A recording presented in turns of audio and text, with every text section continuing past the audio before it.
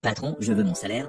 Je ne veux plus continuer à travailler dans cette pisciculture. Pierre, qu'est-ce qui t'arrive? Tu travailles avec moi depuis plus de 30 ans, pourquoi partir maintenant? J'ai retenu mes mots longtemps, puis j'ai fini par dire, patron, je veux prendre ma retraite. 30 ans sur cette ferme d'élevage, et en me retournant, je vois que je n'ai rien. Et vous? Vous changez de voiture chaque année, votre maison devient de plus en plus grande, et moi?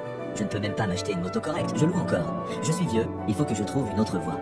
Peut-être pourrais-je enfin accomplir quelque chose. Le patron est resté stupéfait, le visage assombri. Je te comprends, mon ami. Tu es l'homme en qui j'ai le plus confiance, la colonne vertébrale de toute la ferme. Ça me fait mal de t'entendre dire ça. Mais puisque tu as décidé, je te réglerai tout ce qui t'est dû. Puis son ton a changé.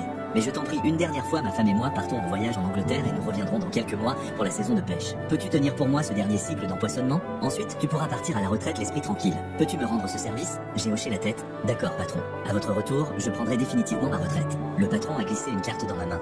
Voici les consignes. Et la carte de l'entreprise. Je veux le meilleur, la meilleure alimentation, les meilleurs alevins. Ne m'épargne pas l'argent, cette carte est sans limite. Achète autant que tu veux. Je veux que ce cycle d'empoisonnement soit le plus spectaculaire de l'histoire de notre ferme Pierre. Vas-tu me décevoir? Non, patron, je ferai exactement comme vous dites. Après le départ du patron, les jours sont passés.